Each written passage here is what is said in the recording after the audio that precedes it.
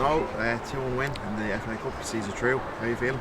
Feeling delighted, relieved to be in the semi-final. It's always tough. Any cup competition always brings you problems, but we had a few more problems today than I would have liked. I don't think we played particularly well.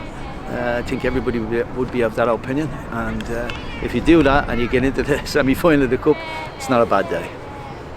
I think their goal in the first half when it came against one play, I think we put a lot of pressure on them, and the penalty as well. It could have been a very different team talk at half time.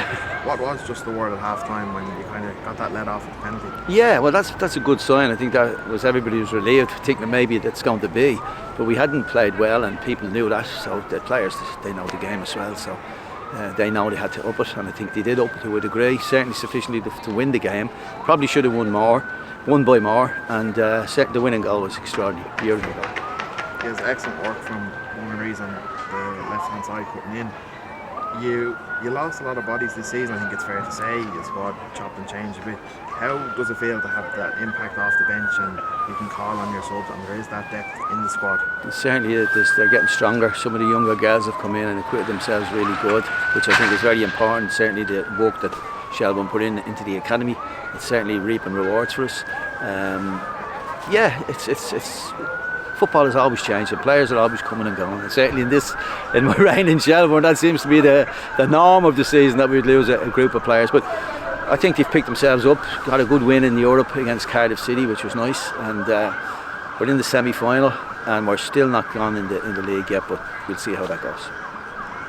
And as you touched on there, you have young players coming through, Annie, Rebecca, and everything. Give us a bit on them. How are they kind of going with the squad? And, women's football is a big step up from underage. Yeah, no, I think they just merge in with the group. The girls are the experienced girls look after them. They're good characters. The younger girls, they have ambitions.